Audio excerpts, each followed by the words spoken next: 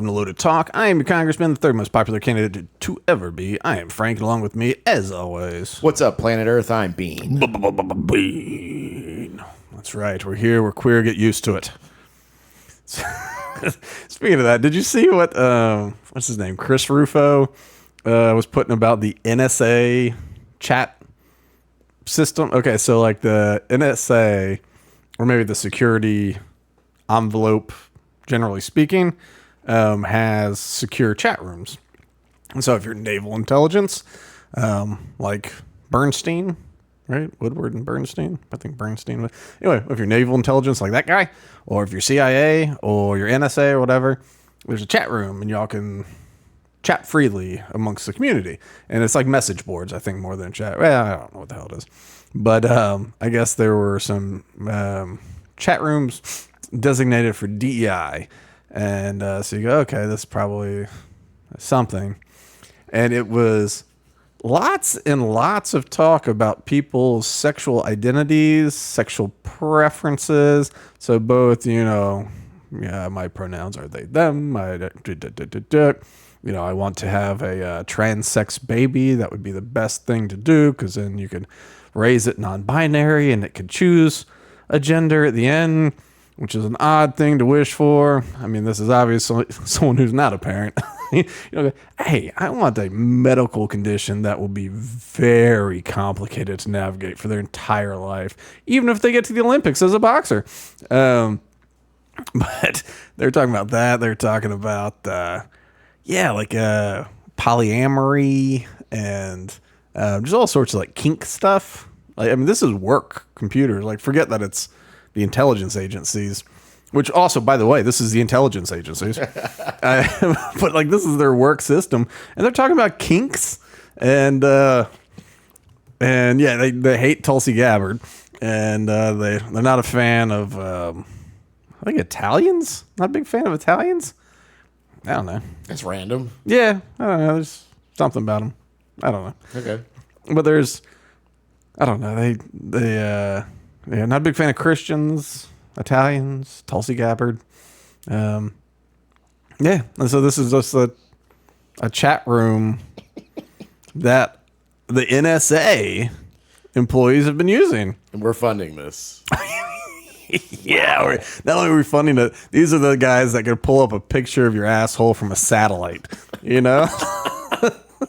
Like, this is the NSA, the CIA, all these people. Like, it's, it's like, Elon Musk has all your his private information. He's got too much of your private information. Meanwhile, like, the people who really have been sucking up all the information, like a vacuum cleaner through Prism and everything, they're mentally unwell and do not like the dominant religion of the country, and have all sorts of issues.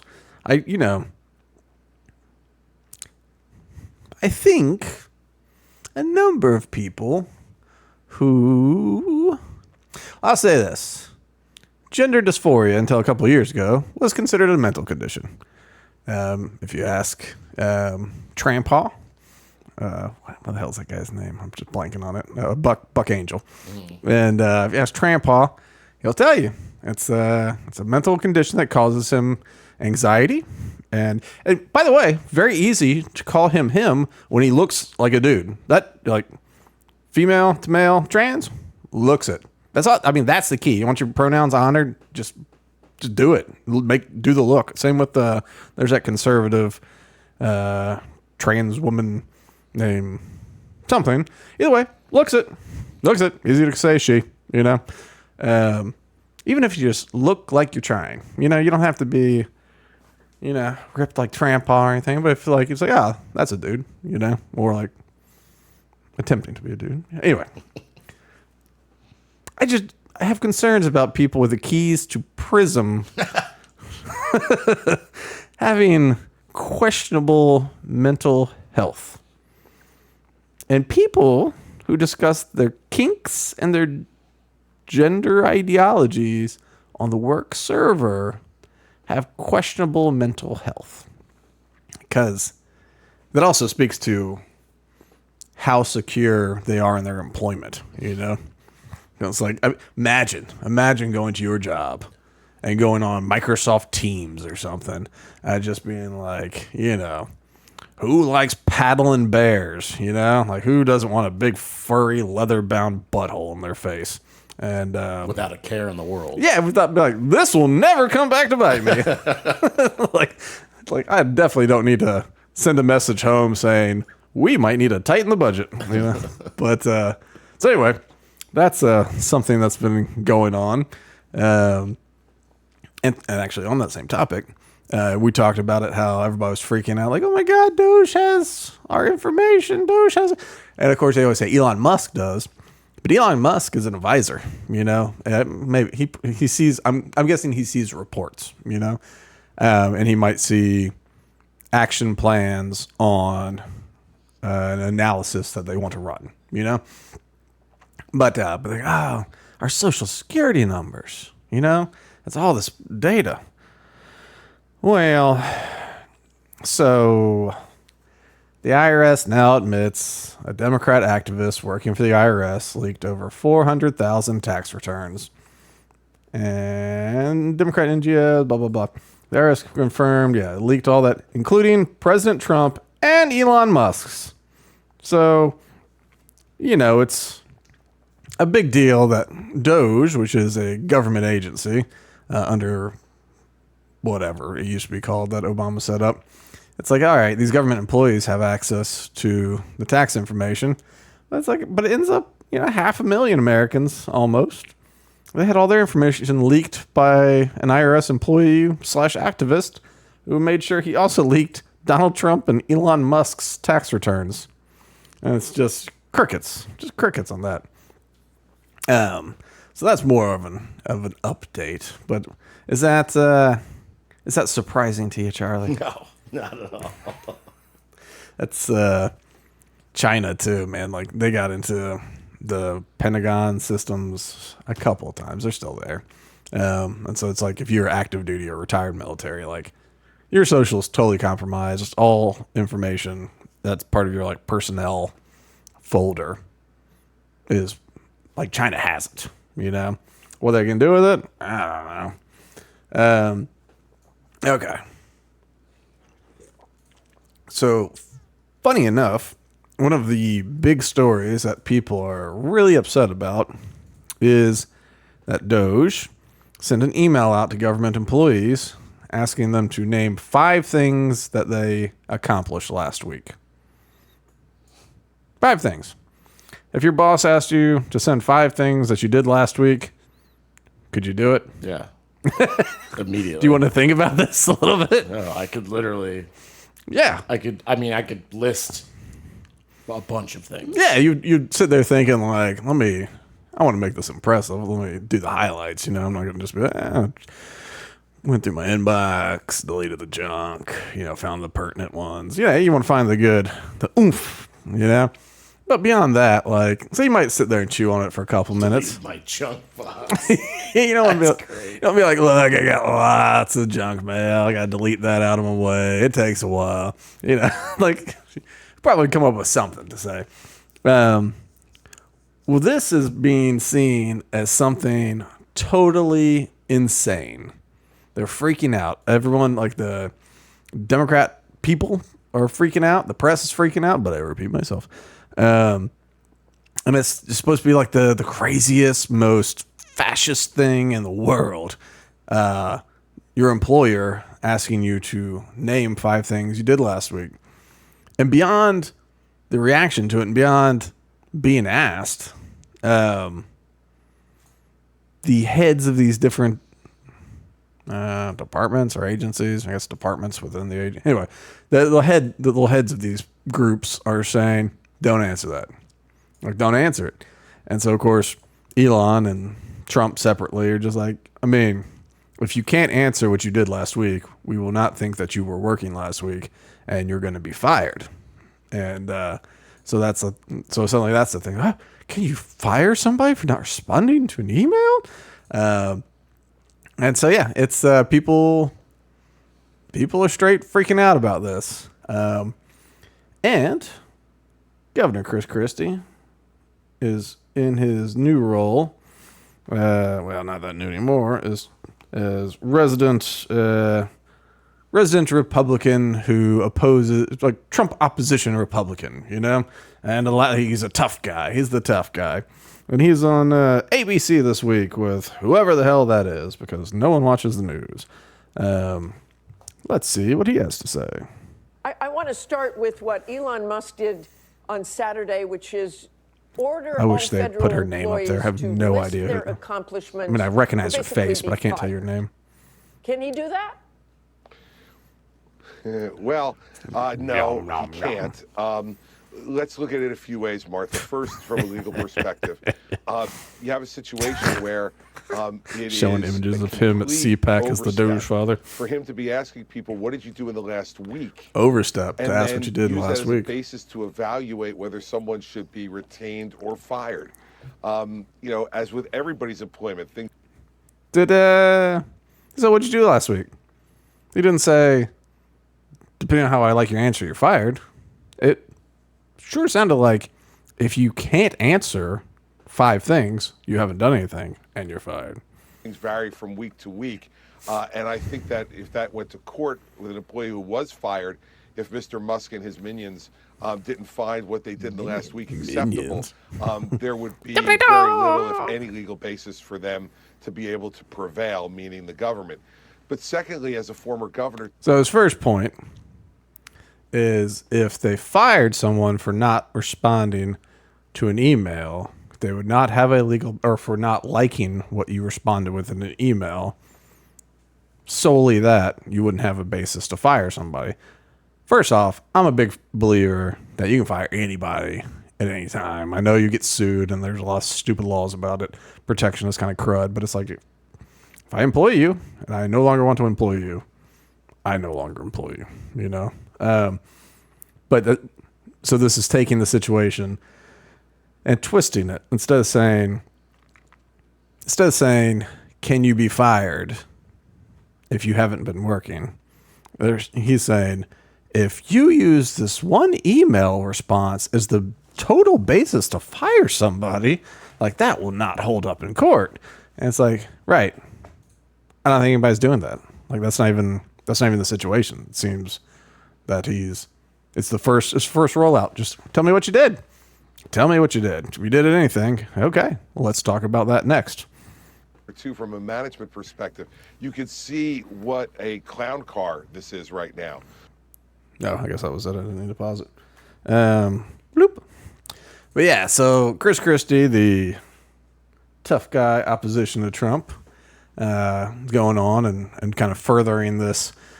This is ridiculous. Instead of being like, this is fascist and crazy, he goes like, this is just unrealistic. You can't do it. You can't do it. When he,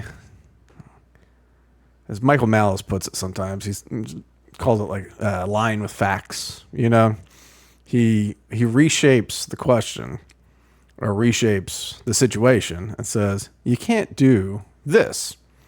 But it's like, all right, but that's not the proposal on the table, It's like, it's not write this down and if your answers suck, you're fired. It's write this down. If you can't come up with 5 things you did last week, we're putting you in a pile, and you're probably getting fired. I think courts or somebody, they basically got an extension on their email. So now they're going to have, I think, till the end of today. So 2 full days to come up with 5 things that you did all last week. All last week, Charlie. Let's see.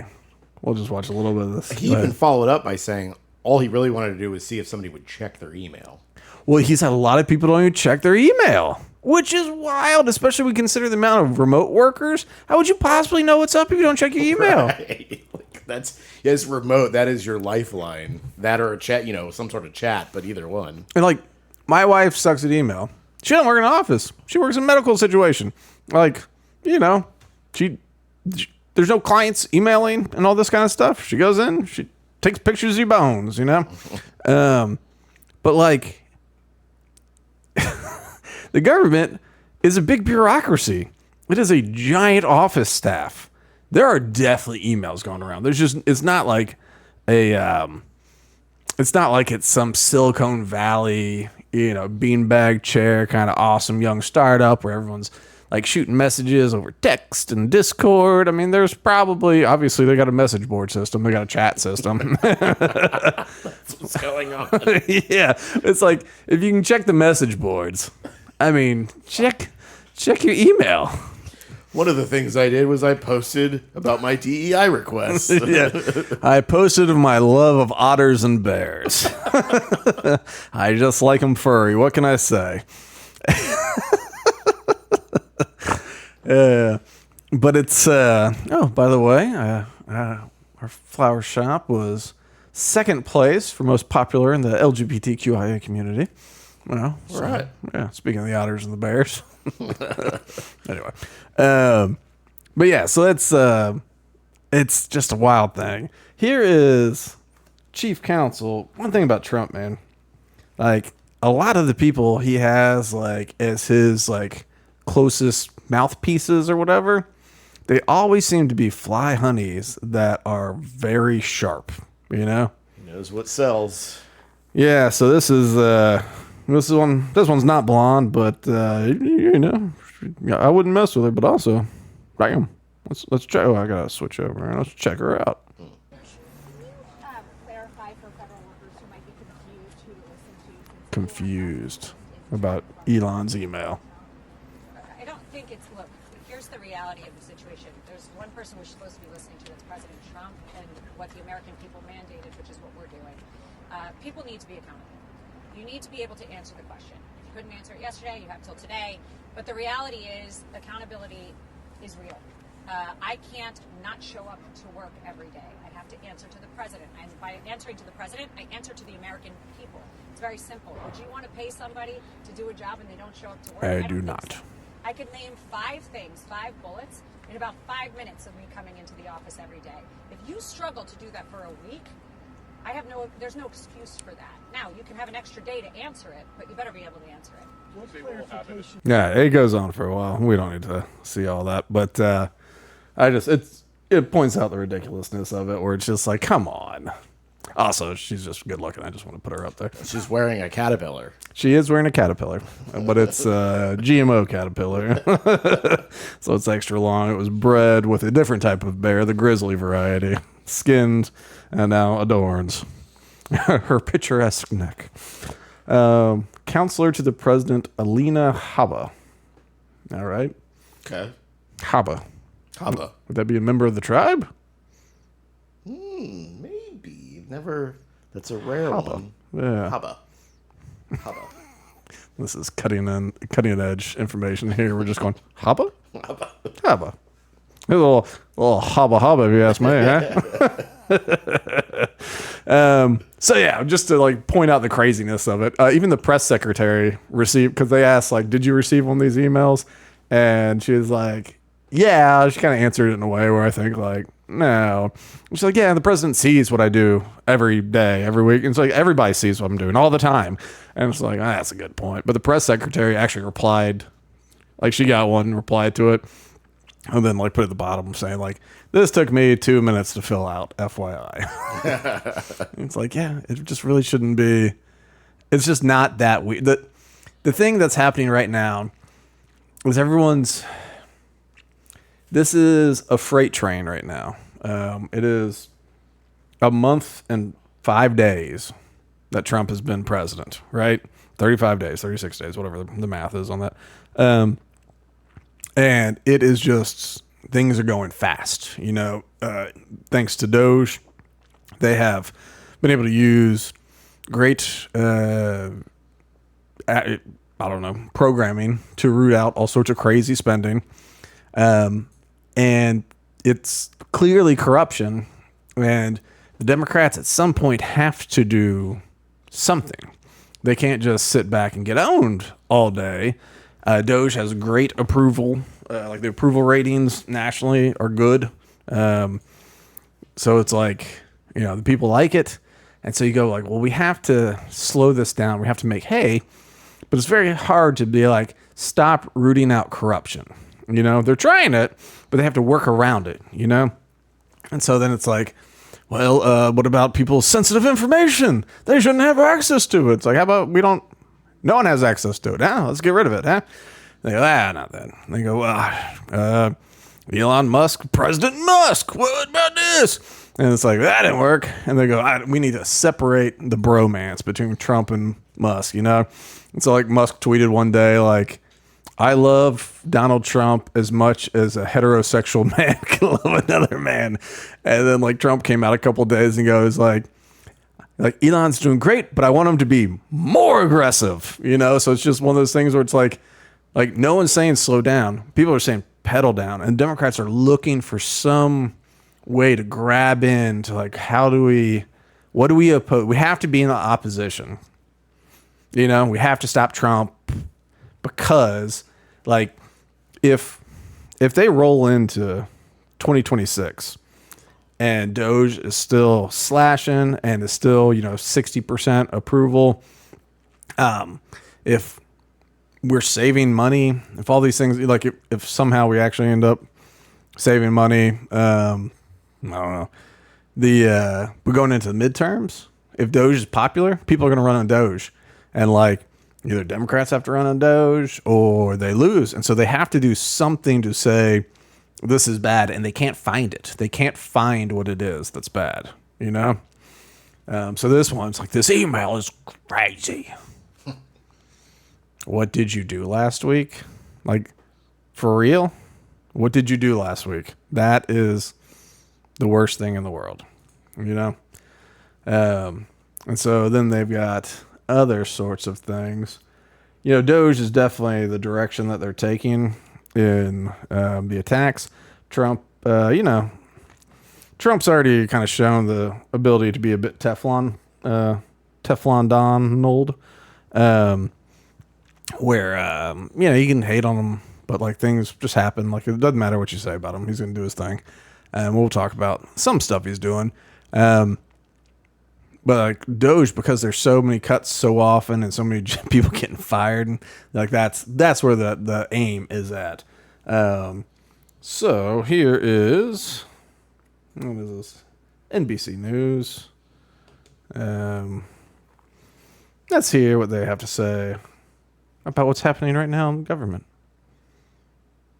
I'll turn the volume up. 21 Doge employees signing a letter announcing their resignation en masse. That letter being sent to Chief of Staff Susie Wiles. Now, these Doge employees, they are, to our understanding, they were holdover employees that worked at the U.S., what was one time the U.S. Digital Service that, through the executive order that President Trump signed on Inauguration Day, turned into the Doge unit inside the executive office of the president. And in that letter, they're very specific, saying, quote, "We will not use our skills as technologists to compromise core government systems, jeopardize American sensitive data, or dismantle critical public services. We will not lend our expertise to carry out or legitimize Doge's actions." The Doge effort becoming even more consolidated around Elon Musk and those individuals that he brought in from the outside to execute this mission. Holy cow, he has done a job working on that speech impediment. That tongue is going crazy. All right, so what are your get out of here? What are your thoughts on hearing that little bit right there? It sounds made up. Well, it's okay. So he says 21 Doge employees signed a letter, quit, and said, like, we're not going to do this anymore. But then he said, what do you say about how they got into the Doge unit? Oh, they were converted? They were holdovers at the USDS, which is the department that Obama set up to establish ways for government to be more efficient with technology. Now, historically, that was things like, I don't know, probably just teaching these old people to Well done. to use email, like as we're talking about email, I think part of it was just like, you don't have to drive 2 miles. Like, you don't even have to you can email it. Like, we have printers now. So I think some of it is things like that, like just updating these antiquated systems, was really what they did. But because they already existed, it was a lot easier to just go, all right, well, that's the mission of that department. these people are now part of that department. Also, we're calling it Doge because, that's awesome. But so that's the thing. The actual story here is that Biden Obama employees of this agency before it became Doge quit because they're not on board with what Doge does, right? So they say, even like the story is, once again, lying with facts. This story says even the people that work for Doge find what they're doing immoral. They're jeopardizing Americans' sensitive data. It's they're undermining the United States. What else did they say there? Can't find any more. Whatever. Excuse me. Whatever. Okay. But that kind of thing. It's like, we can't stand it. Like, we're Doge people, but we can't do it any longer. It's gotten so bad. But in reality, it's just you're people who are in a department that became the most famous department, like, over the last month, and you don't want to do it. You vote Democrat. I mean, let's just call a spade a spade. You vote Democrat. You don't like Trump. That's fine. This stuff would happen more often if some of these positions weren't so just bureaucratic and stupid. You talk about the State Department, Department of Defense, Department of Education, Treasury, all the cabinet level things. Well, the heads of it and, maybe the first 2, 3, 4 tiers of management, they get swapped out every time there's a new president, unless it's a continuity kind of thing. But especially if a president of a different party wins, they get swapped out. They're, hey, you're out. I'm going to put my guy in charge. But once you get down into the nitty gritty of office workers and, the millions or however many people work for the damn government, like those people just stay.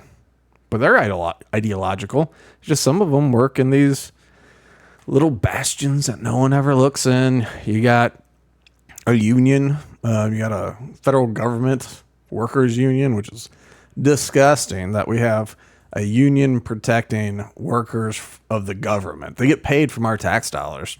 It's like, we need to protect their jobs. And it's like, no, we don't need to protect their jobs. We need to protect our money. Like, if we don't have to pay them, you don't have to take it from me, So anyway, this is just another example of like the way they're trying to freak out and pivot things to make it seem like the very popular process that's going on is actually bad. Jon Stewart had a good rant about Doge. He was being a little critical, kind of making fun of all the stuff that they've been cutting, to say like, hey, why don't you cut out subsidies for pharmaceutical companies who then charge us out the ass for pharmaceuticals, defense contractors who make tons of money selling us these things that some don't even work, and I forget, there's some other industry that we subsidize. And my whole thing is like, yeah, let's do that too. Yep. Yeah, he's not wrong. Nope. Gets like Corn's coming up, Charlie. But corn, get that out of my gas tank. Like, I don't know why. I mean, I know why, corruption, but like, let's get the corn out of the gas. But it is one of those things where it's like, if you're on the left and you've been talking about getting rid of the waste in the Department of Defense, like trimming the fat, doing like cutting out whatever it is, shutting out foreign bases. I don't know if we're going to do that, but ending foreign wars, all this kind of stuff. It's like, why don't you pipe up to Doge with your priorities? Like you say, go to Robert F. Kennedy Jr. and say, we need to get rid of the subsidies for the pharmaceutical industry. I bet you he's going to agree with that. Like, instead of being, this is crazy, Doge needs to stop what it's doing, it's like, get on board with the thing and get your priorities handled. Like, you don't like the amount of war spending, you don't like the pharmaceutical, you don't like whatever other industry Jon Stewart was talking about. You go, it's like, yeah, present that. Let's slice and dice. Republicans can be forced in their decisions by Elon Musk's popularity. Democrats can make some decisions too, and let's just cut all of it. Everybody wins. You could run on how much you reduce the war machine or the pharmaceutical lobby or whatever you want. Like, let's do it. Yeah, the door's kind of open. As you start slashing, everybody's like, I'll run on that. Right. Especially if you are the impetus for it, especially if it happens through Congress, which is kind of the question is, will any of this happen through Congress? But people are on such teams that when you're running against the war machine, when you're running against this subsidy or this subsidy, you weren't running against that. You didn't care about that. You don't care about the war machine. You don't care about foreign entanglements. You cared that the Republicans were the pro-war party. So you were anti-war party, but you couldn't be against troops. That poll's bad. And so you can't therefore be against the military. But the military industrial complex. Now that's just evil corporations that are leeching off this country and getting rich and being billionaires off of it. And which is true. And so, like, that's a safe place to attack. But then what happened? Suddenly, Republicans don't want to be at war. And now the Democrats do want to be at war. And so now you can't even attack it. Like, Cenk Uygur, from the Young Turks. Like, he was tweeting about it constantly. He's like, I don't know. Like, we've been ringing this bell for years. And, like, the Democrats won't even listen to me. And then all of a sudden the Elon Musk and the Trump administration is like, yeah, point out where this waste is. And he's like, he's very uneasy because he wants to be upset and be opposition. But then they're doing the things that he wants them to do. And he goes, what? I mean, I do want you to do that, And at least that's an honest reaction. These players in DC, all these actors, they're just playing. There's nothing behind it. They're like cats falling off a table. Yeah. We didn't get a chance to talk about it last week because of our production difficulties. Y'all can't see this crew of people behind us here, but the flu went through them all, and we just can't do this without our 25 members of this team. The Bear's back, though. The Bear's back with the machine gun. The shark was out sick, though. Does the shark even show up? No, your shoulder blocks. Nah, the bear with the machine gun's riding a shark. Yeah. Anyway, the thing is, even so when they were cutting USAID, which I'm just going to call USAID, even though when it was set up to be called USAID, because it was specifically trying to be separated from actual aid that America provides, right? Because it literally is not the goal of this agency to provide aid. At some point, it may have been a goal to provide AIDS. So you see things like, transgender, whatever the hell in Mozambique, and, gay rights wherever. And I don't know, all these things that just look like, DEI, squishy gender ideology stuff. And, you get rid of them because MAGA, like, hey, none of that sissy stuff here, MAGA. But the reality is, we did not give any of that money to any of these NGOs for any of these causes because of our love of any people. I mean, like, most, if not 100% of USAID, I said I was going to call it that. Now I can't call it that. Is set up to fund groups who are people don't like, who the leadership in these nations don't like, right? So possible insurgents. You feed the people that might become the rebels, and the rebels might become the people who throw the coup. Trump had a big thing about all the condoms to Hamas. He's like, there's $50 million in condoms, and then another $50 million for condoms to Hamas. And then for some reason he asked, does everyone know what condoms are? And so it makes me wonder if Trump's like, I've never used one. But you said there, like, you giggle at that, you giggle at the transgender theater program in Burma or whatever. And you go, this is so ridiculous. It just like our government to spend money on stupid stuff. It's like when Rand Paul releases his things where it's like, we did an experiment to see if rats on cocaine wanted to get frisky more than rats that are sober. And the answer is, it depends how much you take. But in reality, like you go, like, condoms to Hamas. Condoms to Hamas. Like, why? Why? Right? Like, just, I don't know, Charlie, give me a reason. Why?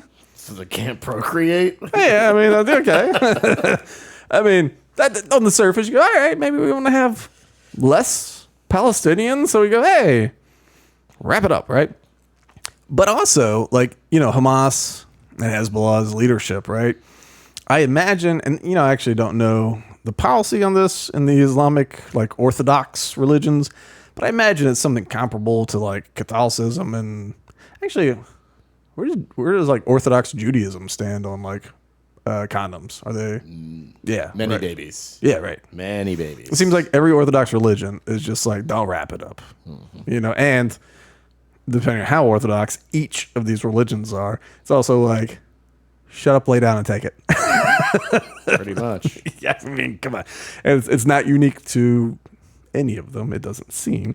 Like, you can talk around the edges. So, no, of course, it's consensual and all that. It's like, yeah, but kind of it's not. They're all like that. Yeah.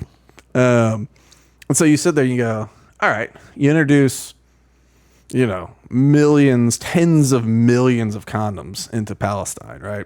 Into this area that's ruled by an Islamic Orthodox, terrorist outfit. All right. And you have these people, some fall in line, some don't want to be Orthodox, some are probably kind of, about the whole religious thing. They just want to live their life. Suddenly there's condoms available, right? And so suddenly it's like, all right, maybe the women make them, they suggest the fellow use them, and now they're not knocked up all the time, kind of like what people talk about with the 60s and the pill and all that kind of stuff, how the women's liberation and all that kind of stuff. They rose up. They didn't have to be mothers in the household. They could work in the office or whatever. And you can say what you want to say about whether that's good or bad for society looking back. But it's nice to have options, And so suddenly you go, all right, ladies and gentlemen, you got options. Like, why don't you just have a little casual sex, And then suddenly you go, that's pretty awesome. Maybe I want to listen to some rock and or roll music. And so you change the culture, you drag it Western, you go, your life doesn't have to revolve around this. Like, let's just give it a spin, and then if enough people go, this is not for me. I like this more freedom aspect thing. Maybe there's an uprising. Maybe, suddenly there's a new governance in Palestine that says, we yearn to be more Western. We actually think we can get along with Israel. Like, come on, Charlie, don't laugh. Maybe. Look, it's not going to be done just with condoms, okay? But, it's a push. It's a push. But that's the thing. All these things are little pushes. They're just little pushes in different directions for different groups. And that's all, like, all of these dollars. That's what all, and, like, I had this list. I should have pulled it up again. About some of these things were election integrity in Georgia, election integrity, and there's all these different nations building strong voices in this nation, all that kind of stuff. And when you look at them, you go, what do they all have in common? It's like they're all saying interfering with elections in this country by tens of millions of dollars, sometimes hundreds. And so you just go like, Like all these are just interfering with elections? The answer is yes. That's what we do all the time. When we clutch our pearls and go, Russia, they bought Facebook ads. Bought Facebook ads and people believed them. It's like, yeah, we encourage dissident groups and occasionally sponsor terror. And that's not hyperbole. We are sometimes on the side of Al Qaeda. Sometimes we fund Al Qaeda.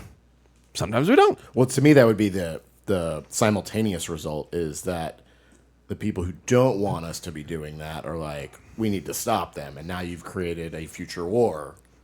That's exactly right. That's exactly right. And that's how the sort of meddling goes is, we throw up our hands and we say, this came from nowhere. And then these people are like, you have been in our backyard for 100 years. And we go, nuh-uh. And the thing is, our news won't show it. Our news won't even talk about it. They go, what was this all about? They hate our blue jeans and our freedom, They open a shipping container and condoms pour out. And they're like, this is why. Oh, and then there's, that might be in this article here, but the other thing is you have to figure out ways to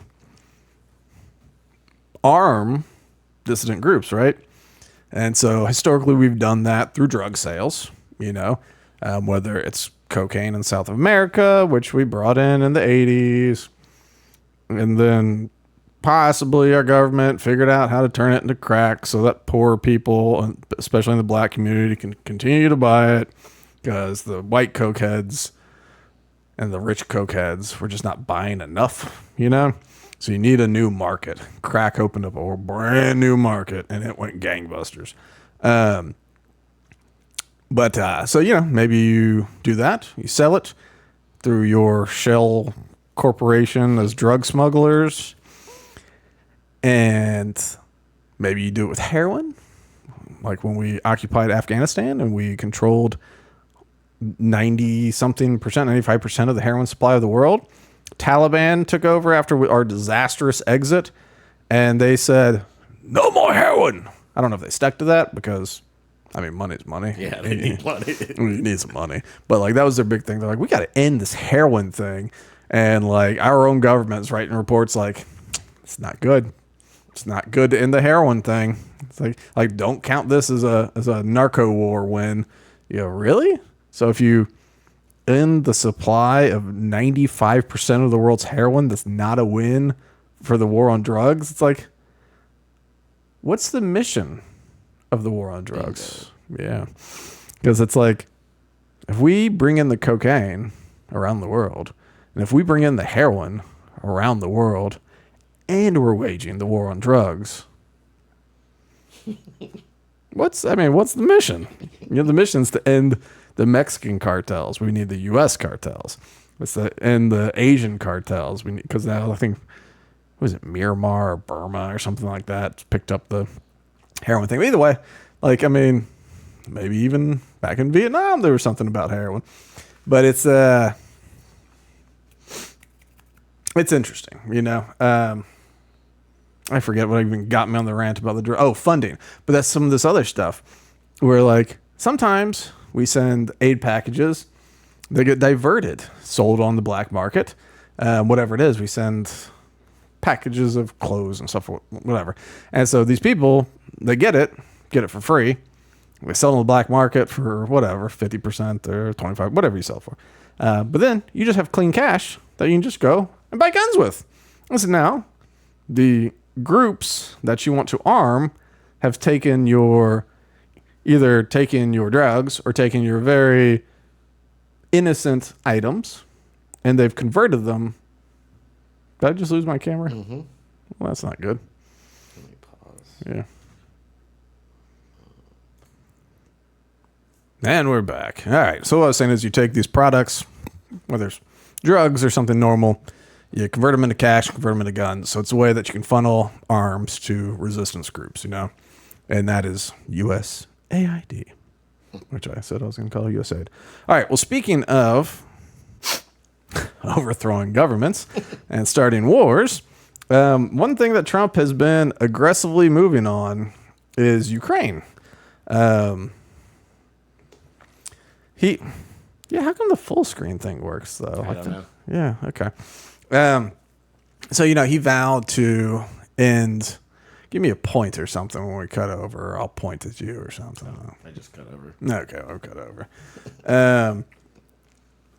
So Trump's been trying to end the war in Ukraine, right? And so he's called up Pooty Poot, and so he had a meeting the U.S. had a meeting with the Russian delegation, and he's just like, let's end the war. And Pooty Poot's like, let's end the war.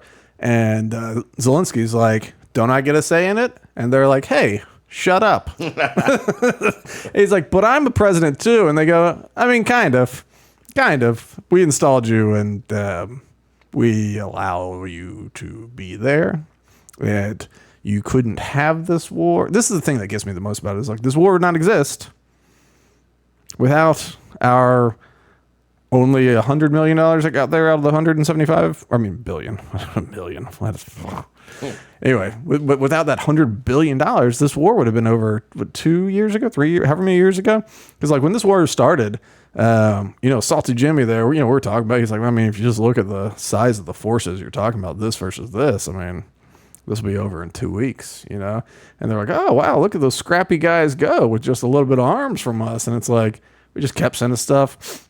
And we've kept them in this weird non-victory. Like, it'll never be a victory. It's like a limbo. Yeah. And so, like, then Trump the other day, he's like, I want half of your mineral rights. All right. So, we'll just read about it here. So, Ukraine has agreed to terms with the United States on a landmark minerals deal, which can bring peace to the war-torn country. Zelensky's officials said Kyiv is now ready to sign an agreement on developing its mineral resources after the U.S. let go of its demand for right to $500 billion in potential oil and gas revenue. Because Trump said, I want $500 billion in mineral rights from your country. And Zelensky was like, no, I don't want to do that. Let's see. It probably says in here. Officials argued that they had negotiated far more favorable terms and have hinted the deal would be a way to improve relations with Donald Trump after 3 years of war. Yeah, so we turned 2 weeks into 3 years. The minerals agreement is only a part of the picture. We've heard multiple times from the U.S. administration that it's part of a bigger picture, whatever. And so basically, Zelensky pushed back real hard on Donald Trump, and Donald Trump came out and was just like, he's a dictator. He's suspended elections. He needs to shut up and sit down and do what I say. We've spent $500 billion on this. We need to be made whole. Give me your minerals, So final version of the agreement, the Financial Times reports, establishes a fund into which Ukraine would pay 50% of its proceeds from the future monetization of state-owned minerals. And following through with earlier American promises of investment, the fund would invest in projects in Ukraine. So they give us half the money, and then we, in turn, invest into things in Ukraine, which theoretically should create money. But in a sign that Ukraine may have made its own concessions, the agreement also fails to make any reference to U.S. security guarantees, which were originally a red line. So we do not make security guarantees. Good. They need the Congress to sign off on it, the Ukraine Parliament to sign off. Yeah, British, blah, blah, blah, blah, blah. All right, get this off my screen. Get it off my screen, Charlie. I don't need it anymore. Trump came in hard saying, I want half. I want to get $500 billion in rare earth minerals and other things out of your ground. And Zelensky was like, well, I don't want to do that. Like, I don't want to leverage the country and basically lose ownership, which is the right call. But in the world of art of the deal, he kind of already has, though. I mean, come on. Yeah. He basically bought Ukraine years before he was there. I mean, like, we overthrew your country and we helped you become the president through USAID. But you go, okay. But Trump goes, $500 million. That's what I want. And they go, and he goes, how about security guarantees? And I was like, no. And they go, okay, tell you what. Future proceeds, you get half of everything. And then, but you got to invest in Ukraine. He goes, all right. And, but the energy sectors of Ukraine, whether mining minerals or oil or whatever, they're actually kind of excited about it because they say they don't have the same technology we have in America. And so they've got a lot of minerals, graphite, lithium. They have a huge amount of lithium. And so, obviously we're trying to get off that China teat. And so like, that's a huge one for us. Graphite's also used in batteries and there's oil and everything. But some of these people are excited because they go, so we might get American mining companies investing over here. Like we could pull a lot of stuff out. And, and probably the overused cliche, like 50% of something's better than 0% of all of it, And so, I don't know. It's one of those, it's a strong arm thing and it's hard to, you say morally to go and be like, hey, do you want peace in your country? Give us half your shit. Like morally you go, well, that's not the right way to do it. But I think in the bigger picture, right? Also, I don't know what's going to happen in the negotiating because Russia's taken over some of the 60% of Ukraine's coal mines. So I don't know if those are going to come back to Ukraine / America or if those are going to stay part of Russia. We got to see how the territory shakes out. But say you're Russia, right? Your big thing is you don't want Ukraine to join NATO. They can't join NATO. And, you want access to the ports. You're worried about American interference. You're worried about American expansionism. You can't have it. You can't have NATO, but America, aiming guns at you from every border, especially your biggest border, especially where it cuts off a key port. You can't have it. And frankly, some sort of military agreement with Ukraine is the same thing. It's the exact same thing, So that's Putin's big thing. No NATO, none of that.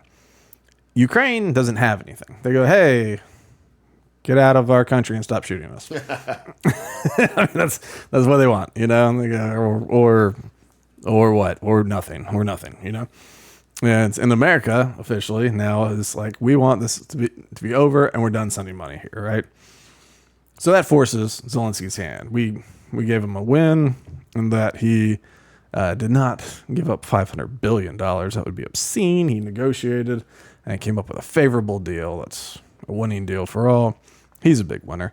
But the thing is, if we have an economic interest in the country and we're working in the country above board, then suddenly it goes, all right, Russia, don't attack Ukraine. If you attack over here, we have to respond. We're generally here, and whatever they carve out, you keep the port, we're just going to be taking their crap, and Putin came out and he goes, we're happy to make a mineral deal with the United States as well. We actually have so many minerals right now that are Ukraine's. He's like, we have so many more. And so it's one of those things, but you go, okay. I mean, if we're really doing this, why not? Why not? Putin's eel is okay, what about China? They're not good. And we do tons of business with them, tons and tons and tons. And you about to say something? Well, I've just been thinking about the whole strategy from a geographic sense. If we maintain control over some of the gas, Russia is selling gas to Europe. Based on. Yeah, well, there's no way they let us in on the gas, but maybe the coal. Hey, take the coal. Then I'm thinking we could just run a pipeline across the Arctic and just run it right into Canada. Well, oh yeah, sure. Oh yeah. Well, the thing is, we got so much. I mean, really, if we just built the Keystone XL pipeline, we've got enough. We've got enough oil over here, especially when you include Canada in the mix. But it is one of those things. Let's end the war. Let's not treat ending the war and normalizing relationship. We have normalized relations with China right now. No one trusts them, a huge percentage of our government is probably bought and paid for by China. Hello, Mitch McConnell. But but we don't trust them, but we trust them, and so we can do the same thing with Russia. We did it for years. Like people act like we have never been friendly with Russia. And it's like, I mean, George W. Bush, I looked into Pooty Poot's eyes and I could tell he was a friend, like they went to war with us against the Taliban and all that kind of stuff post 9/11. We've had normalized relations. We can have them again. Putin, yeah, he's a dictator. Some countries have dictators, like, should we figure out how to not support him and not support China?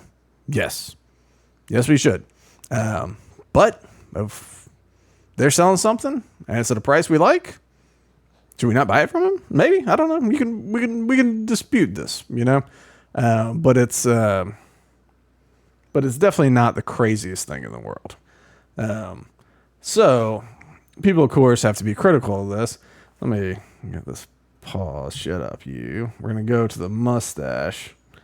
John Bolton, former head of the CIA, a big fan of peace.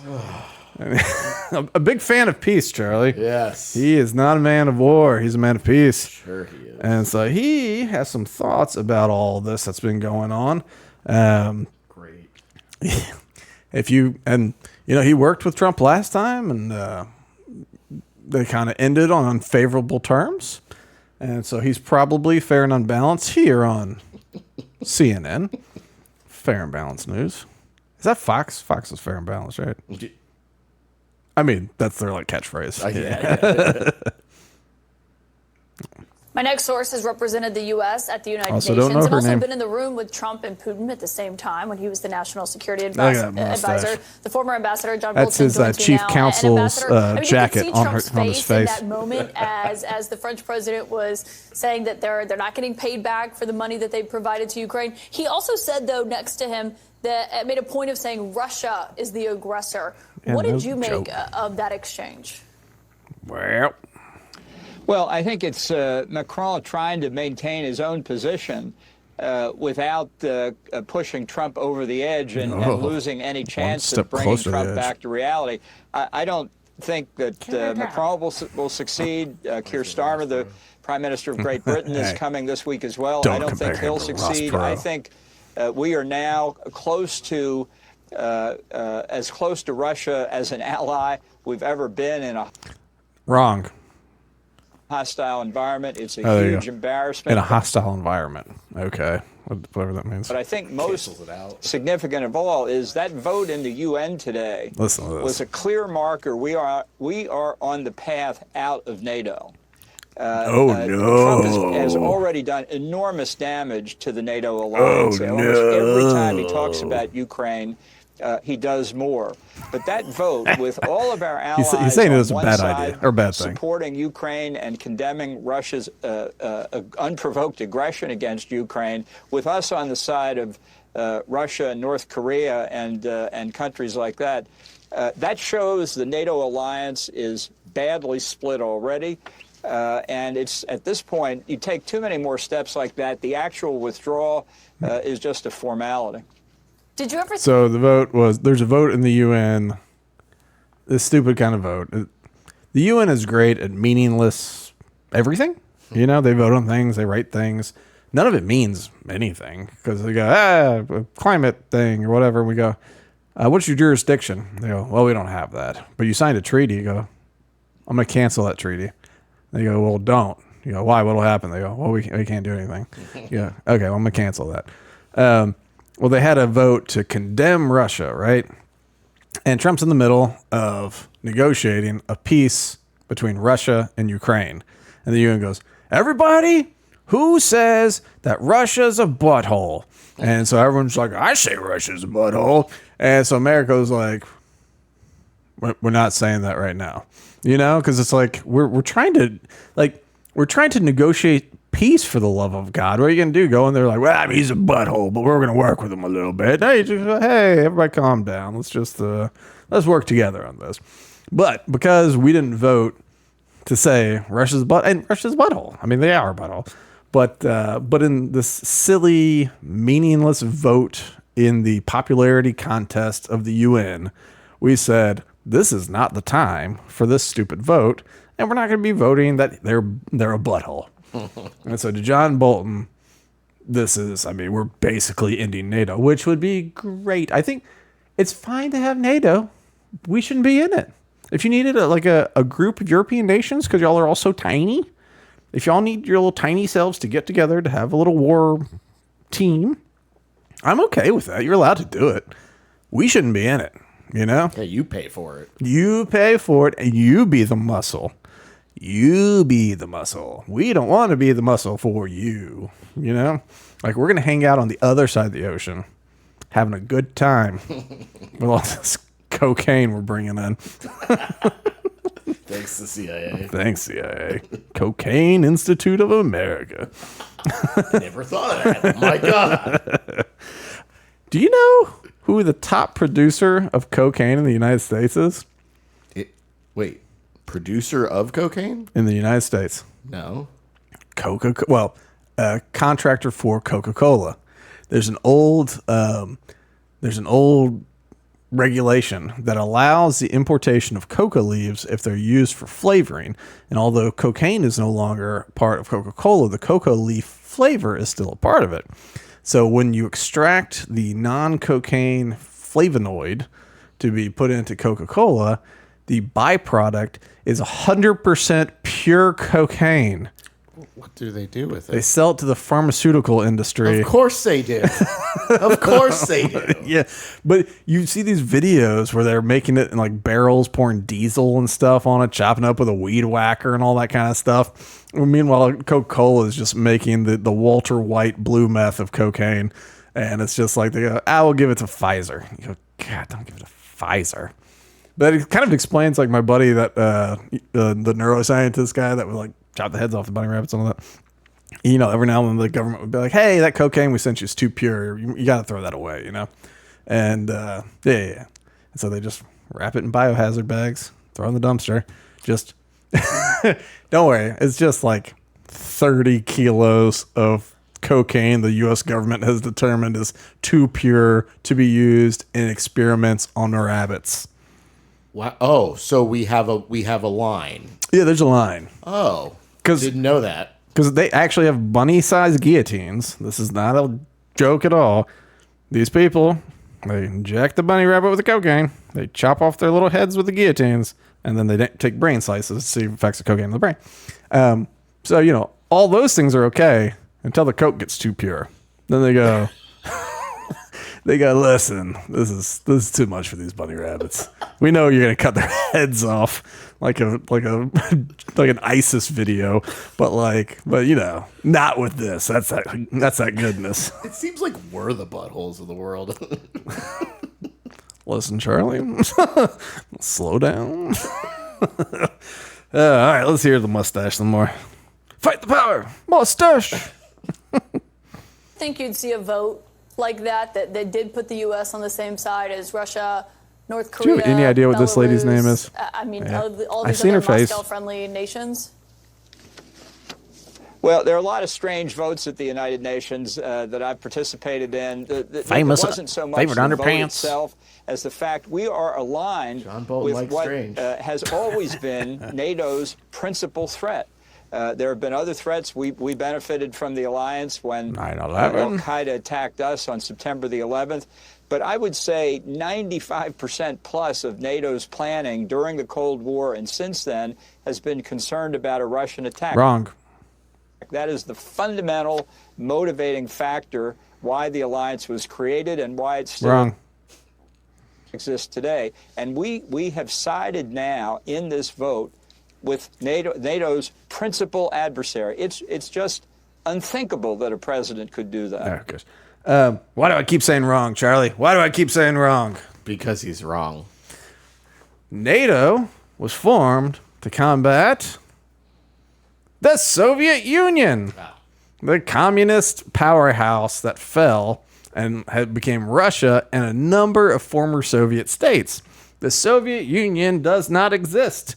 NATO is there to stop the Soviet Union. So it's like income tax. How so?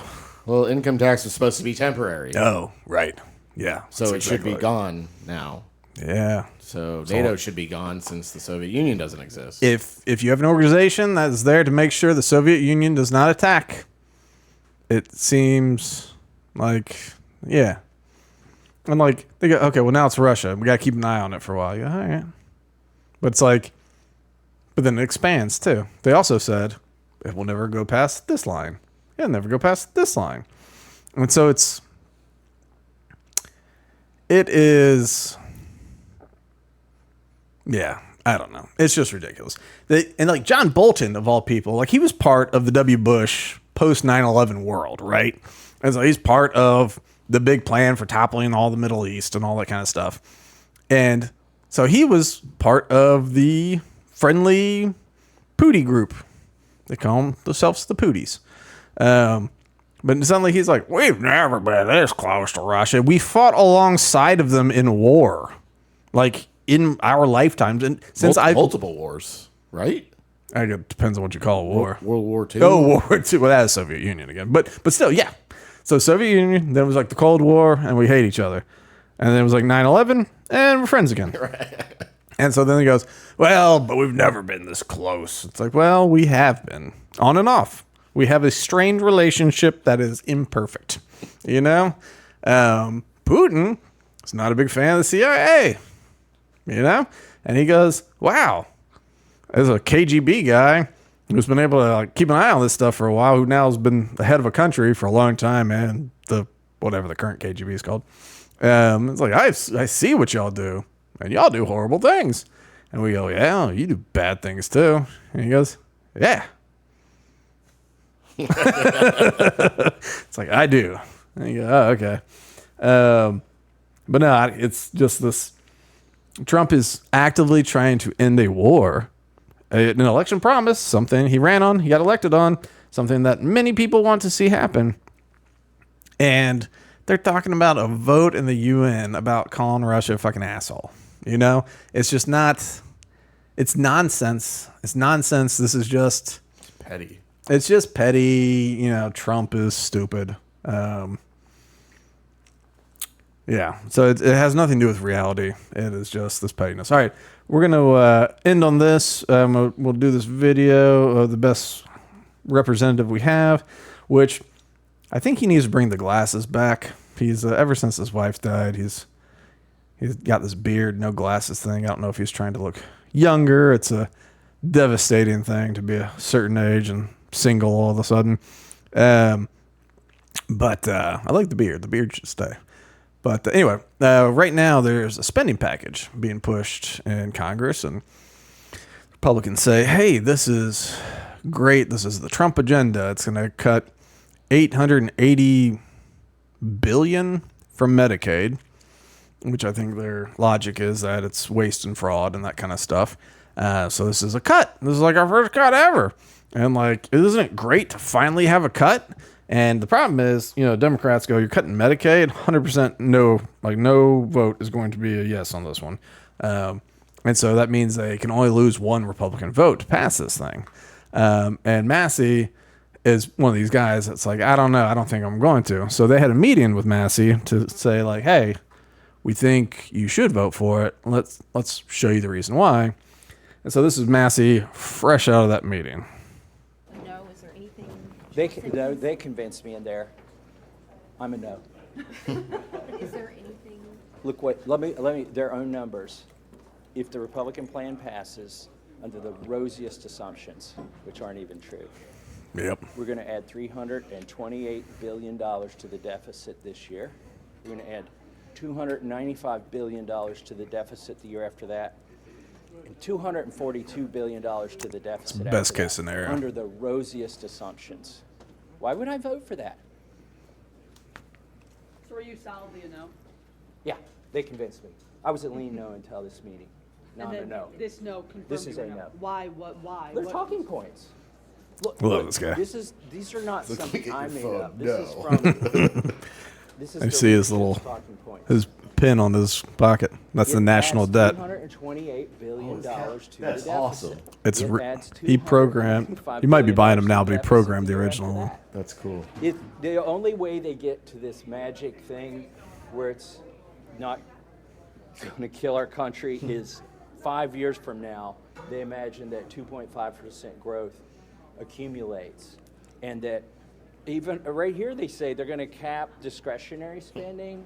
You think we're going to cap discretionary spending and then spend at the rate of inflation after that? That has never happened. So their assumptions are wrong. So but animated. even if you take their assumptions at face value, But it's what we all think. they It's told like, us never they're going to do going that. to increase the deficit in 2025 by $328 billion.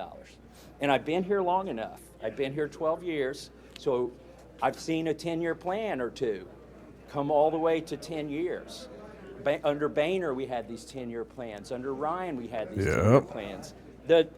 Anything past the third year never happens. Facts. And look, here's Johnson coming out. Everyone's like, "Oh, what do you got? Da, da, da. Oh, yep, we're gonna bring it up for a vote." He's trying to sneak by. Yeah, but I mean, those are facts. I have a feeling they're gonna twist the arms of everybody not named Thomas Massey, and they'll squeak it through with the bare minimum votes, the 60 votes or whatever that they need. But it's gonna be a spending plan that does not cuts some spending, but it's not balanced. It's not going to cut into the deficit, as you heard. It's going to grow it.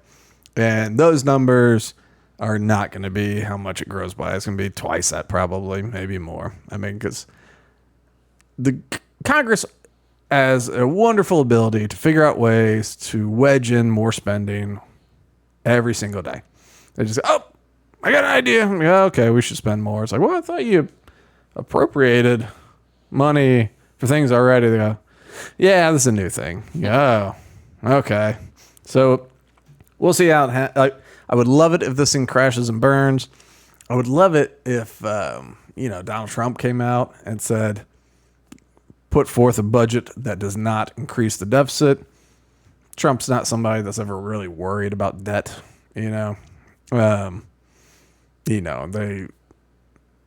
I'm sure we'll catch up by the end of it. We'll catch up on everything. But you won't. I mean, like, if you keep letting Congress be these shiftless little turds that don't do anything, your executive orders are fine. Your ceased payments at USAID are good. It's good to do that. It's good to freeze these spending. The judges keep telling you to unfreeze them, and you keep going, okay, but not doing it, which is kind of funny to me.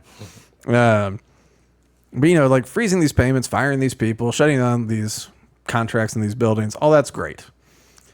If Congress doesn't actually appropriate fewer dollars, it's got no legs. It's not going to last. It's going to be, the deficit will grow, and it will grow, and it will grow as it has. So like, I think Trump and Musk need to come in and pressure, and not just pressure to pass this stupid thing. I think they need to pressure Mike Johnson and House Republicans and Senate Republicans to get real. If you already know you're not going to get any Democrat votes anyway, do better. Do better. Cut. All right. You got anything else for this here episode? Nope. All right. Well, follow us on all the things, the YouTubes, the Rumbles, the Spotify's our new home for both audio and video. I think we've fallen off the SoundCloud because they're a little weird and leaking to non-SoundCloud things, but I don't think a lot of people use it for podcasts. Anyway, iTunes. Follow us on all the things. Like, subscribe. We do things. So, I don't know. Until next week, Charlie. Haba. Haba. Haba. Let's get out of here.